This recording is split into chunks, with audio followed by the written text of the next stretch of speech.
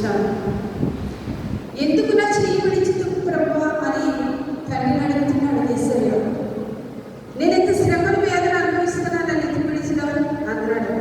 అలాగే మన లోకానుసార మన జీవితాన్ని చూసినప్పుడు కొన్ని పరిస్థితులు మనం విడిచిపోతాయి. అది బంధువులైనా తల్లిదండ్రులైనా వేరొక వారైనా మనం విడిచినప్పుడు మనకి ఎంతో వేదన కలుగుతుంది.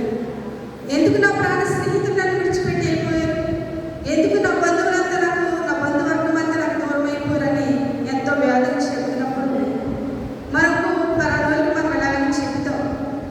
ఏంటి నేను ఈ స్థితిలో పడిపోయి ఉన్నాను, ఈ పరిస్థితిలో నేను ఉన్నాను, ఎందుకు నాకు దూరం అయిపోయారని మనం వేదన చెందినప్పుడు దేవుడు మనతో మాట్లాడతాడు.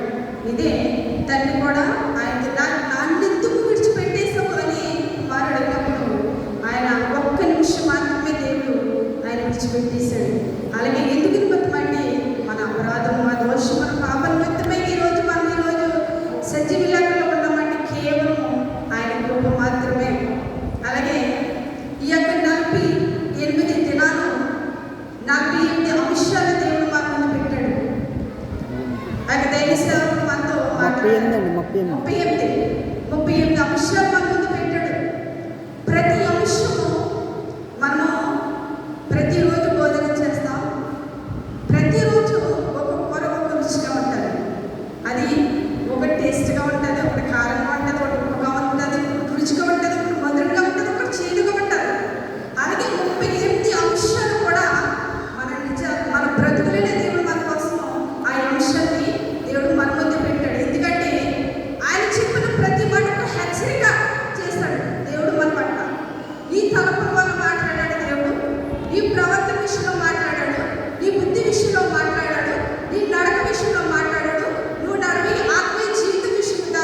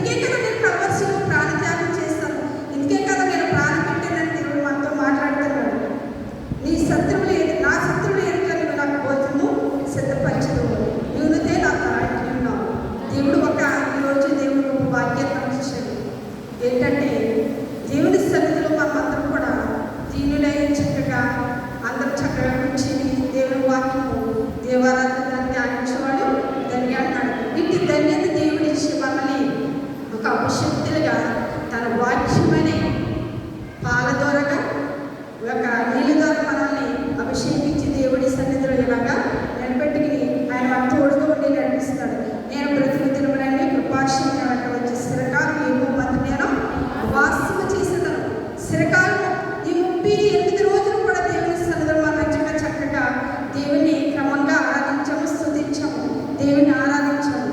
అలాగే దేవుని సన్నిధిలో ఎంతో కృపను మనకు ఇచ్చాడు. కృపాక్షేమమే మనకి ఈ రోజు దేవుడు మనకు ఇచ్చాడు. ఆయన పొందిన దెబ్బ చేత మనకు కృపాక్షేమం వచ్చింది. శిరకాలం ఈ భద్రం ఎలా నివసించి బోధిస్తున్నామంటే కేవలం ఆయన కృప మాత్రమే ఉన్నది. మన వల్ల ఏమి కూడా మనకి జరగదు. ఎన్నో భయంకర దినాల నుంచి దేవుడు కూడా తప్పించాడు, విడిపించాడు. ఆయన ఎంతో శ్రమపడి ఆయన నన్ను ఎందుకు దేవా చీమిడి చిత్తువని తల్లి దగ్గర మొదలుపెట్టినప్పుడు ఎంతో వేదన, ఎంతో బాధ, మన అందవాళ్ళు మనం విడిచిపెట్టేసినప్పుడు మనకి ఎంతో బాధ కలుగుతుంది. అలాగే దేవుడు విడిచిపెట్టకుండా ఆయన ఎప్పుడు ఆయన వెంట ఉండి అనేది సహాయం చేశాడు. అలాగే పాట కల్వరిలో నా యేసయ్యను చూడు, కాలము బట్టి పారుతుంది రక్తము, నీ కోసం నా కోసమేగా బలియైపోయెను సోదరా,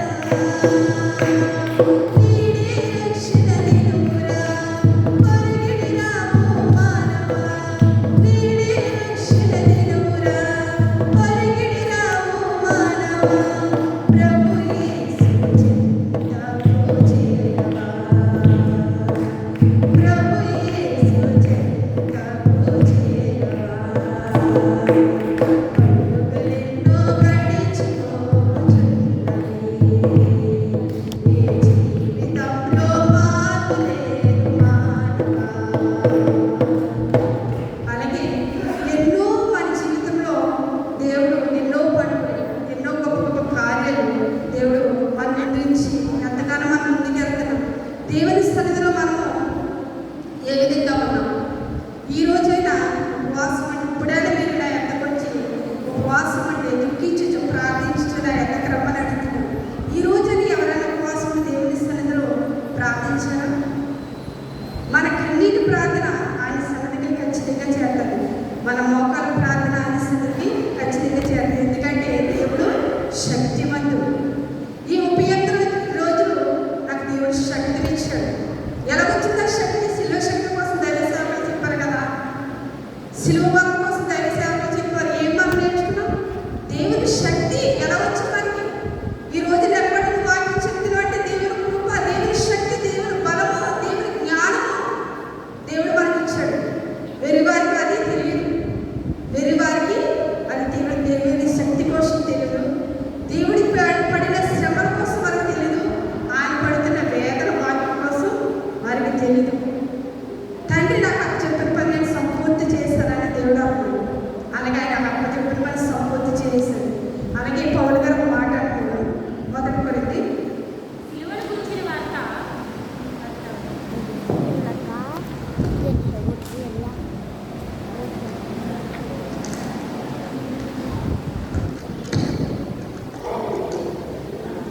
మొదటి కొరింథీ 9:27.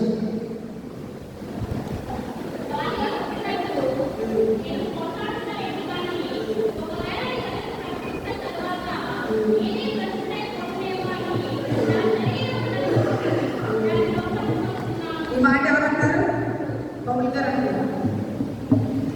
గాలికి కొట్టినట్టు నేను పోట్లాడటం లేదు, కానీ ఒకవేళ ఇతరులకు ప్రకటించిన తర్వాత నేను భ్రష్టుడని అయిపోతున్నాయేమో అని నా శరీరం నలగొట్టి దాన్ని లోపరుచుకొనిచున్నాను. ఈరోజు మనము 40 రోజుల ఉపవాసం ఉన్న ఈ ఒక్క రోజైనా దేవుడు మన కోసం నలగొట్టబడ్డాడని మన శరీరాన్ని ఏ విధంగా నలగొట్టుకోవాలి? ఆయన నేను ఇతరులకు బోధించిన పిమ్మట నేను భ్రష్టుడని అయిపోతే నా శరీరం నేను నలగొట్టుకుంటాను అన్నాడు. ఎలా నలగొట్టుకుంటున్నాడో వాక్యం చూద్దాం. 2 కొరింథీలు 11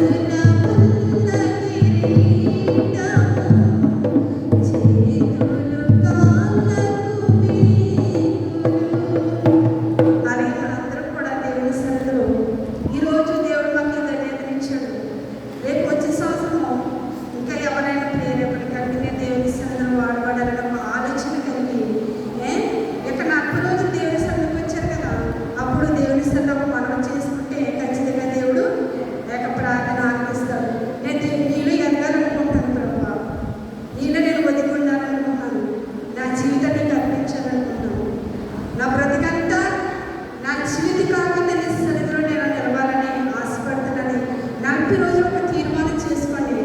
ఈ సంవత్సరం కావాలి, వచ్చే సంవత్సరం అన్న దేవుడు ఖచ్చితంగా మిమ్మల్ని మంచి తలాంతనిచ్చి దేవుడు బలాన్ని